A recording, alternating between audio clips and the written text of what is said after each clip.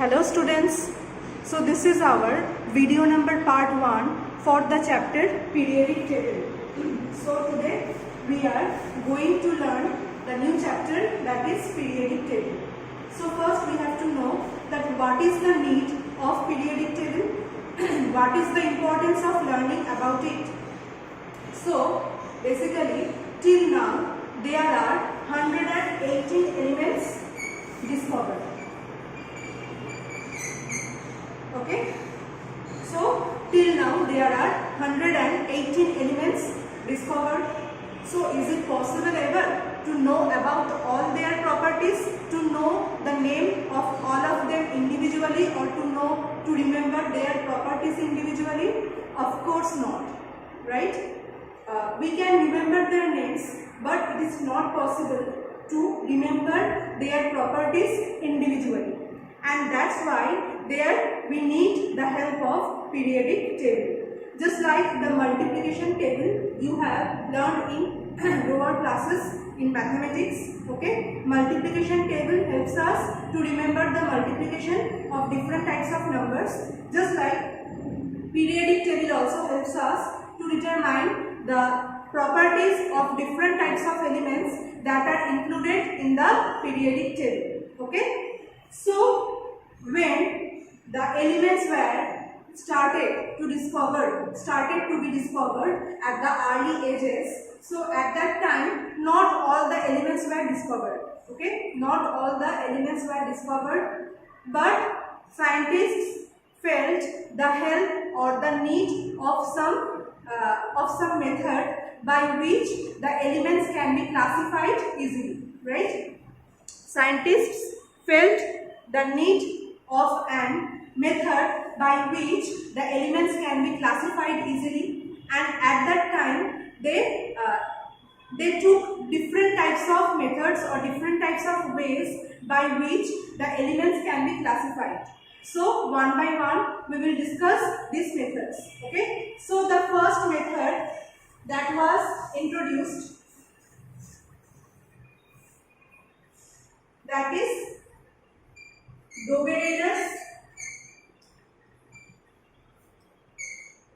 Doberainus law of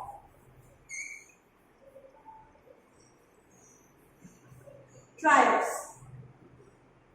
Okay, the first law that was introduced, it is Doberainus law of triads.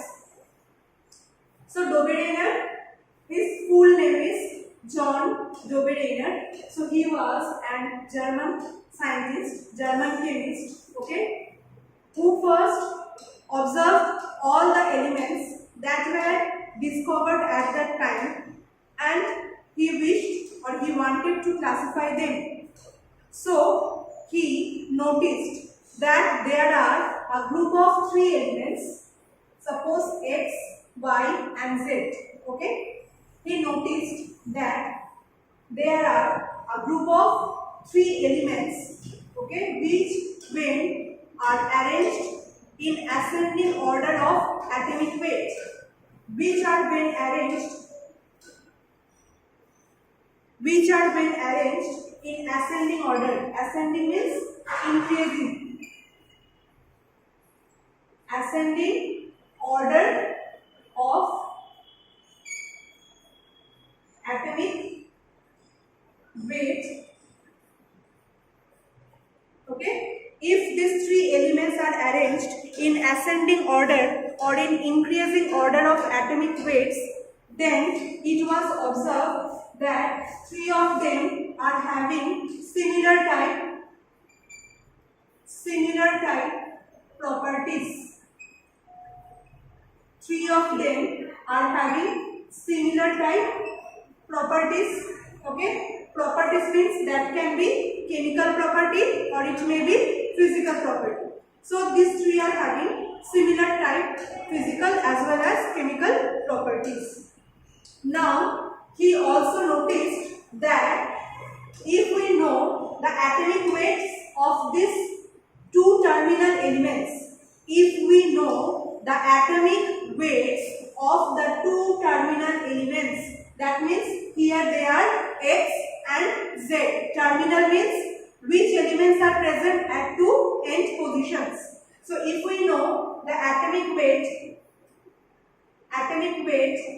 of X, okay, and atomic weight of Z. If we know the atomic weights of these two terminal elements, then by calculating their average value, this value will be equal to the atomic weight of the middle element, that is here Y. Okay, so if we calculate the average value of the atomic weights of X and Z, so then it will give the atomic weight of Y. It will give the atomic weight of Y. Okay, so that was the law that is called Doberener's law of triads. Triads means a group of three elements.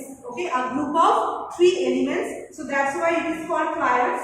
So what is the basic formula or what is the basic concept of this law? According to this law, if all the elements are arranged in ascending order of atomic weight, so then a group of three elements we can get from there which shows equal type or similar type physical and chemical properties, okay, and the average value of the atomic weights of the first and the third element. The average value of the atomic weights of the first and the third element, it will give the atomic weight of the middle element or of the second element. Clear? So now we will see one example. From there it will be more clear.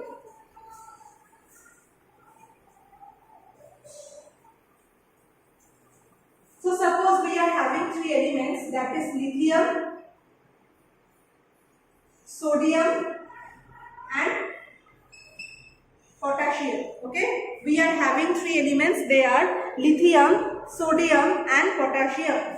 So these three elements are showing equal type or similar type physical as well as chemical properties. Okay, so now their atomic weights are, atomic weight of lithium is 7, atomic weight of sodium is, we don't know suppose, and atomic weight of potassium is 39.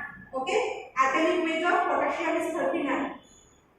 So here what was the law? The law was, if we calculate the average value of these two values, so then it will give the average value of sodium. Okay, so now average of 7 plus 39 divided by 2, it will give us 46 by 2, so that will give 23. Okay, so now if we see from the chart or if we see from the periodic table, so there we can see that actually the atomic weight of sodium is also 23. So the average value that matches with the result, that matches with the atomic weight of sodium. So therefore this property, this law holds good for the group of lithium, sodium and potassium. So many other examples you can see. Okay, similar type of examples we can see for the group of halogens also, just like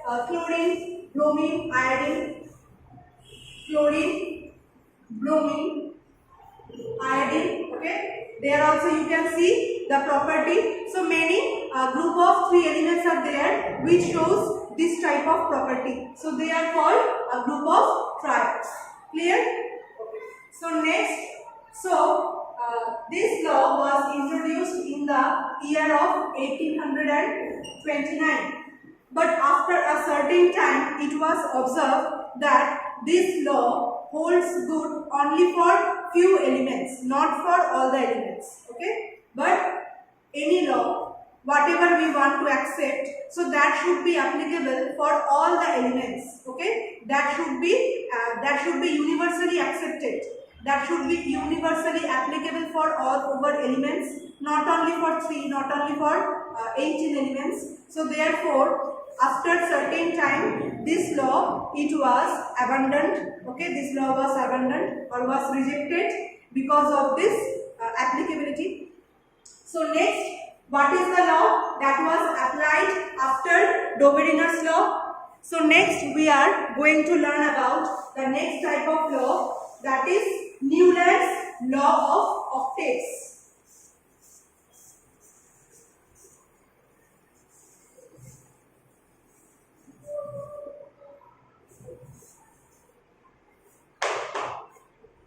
So next type of law is Newland's law of octaves.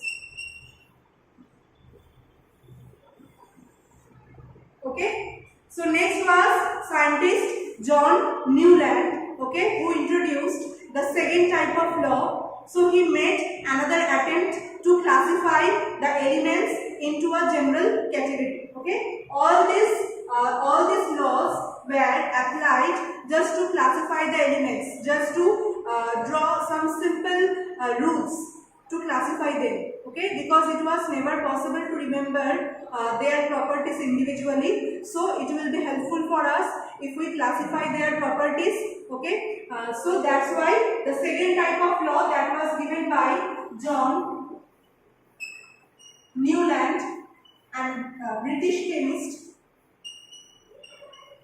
in the year 1864. Okay, in the year 1864. So now what was the law?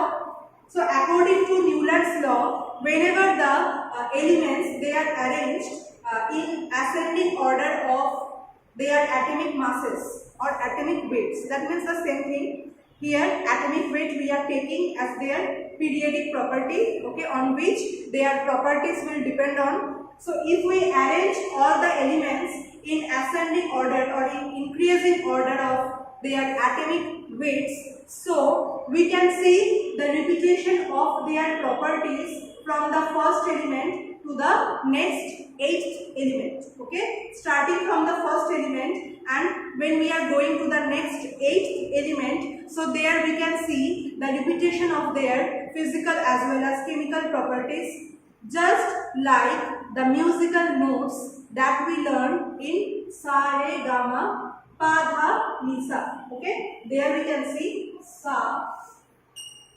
Re, Ga, Ma, Pa, Dha, Ni, and then again Sa comes there. Right?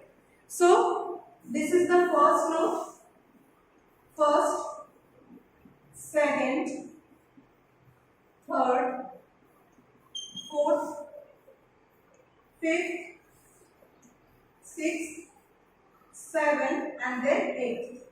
So what I have told, the first element and the next 8th element show similar type of physical as well as chemical properties. So in musical note also we can see that at the 8th position the musical note repeats itself. Okay, Sa again comes back. Just like in the same way, if we can arrange the elements, so suppose in the first position there is hydrogen first, lithium second. At that time noble gases were not discovered. Okay, so therefore after hydrogen there should be helium, but lithium were placed. Hydrogen, lithium, after that beryllium, boron, carbon, nitrogen, oxygen, after that fluorine. Okay, hydrogen, lithium, beryllium, boron, carbon, nitrogen, oxygen, fluorine. So as we know that hydrogen has many properties which are quite similar to that of the halogen. Fluorine is an example of halogen. Okay, fluorine is an example of halogen, and hydrogen, it has many properties which are quite similar to fluorine. Just like hydrogen shows valency 1. Fluorine is also having its valency 1. Okay. Hydrogen is basically a non-metal. Fluorine is also a non-metal. Then after hydrogen can combine with metals to form monohydride compounds.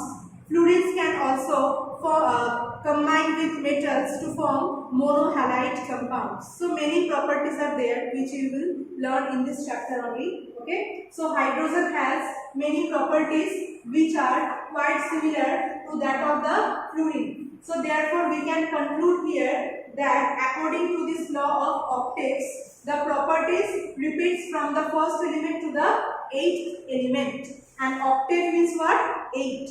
So because of this repetition at the 8th position of the elements, okay, this is called Newland's law of octaves. Clear? But after a certain time also, it was observed that this law is applicable only for elements up to calcium. That means up to 20 atomic number. Up to calcium, for only the lighter elements, this rule was applicable. For heavier elements, this rule was not applicable, and we don't want to accept any law that was not applicable for all. Okay, so therefore, as it was not applicable for all the elements, so after a certain time it was also discarded.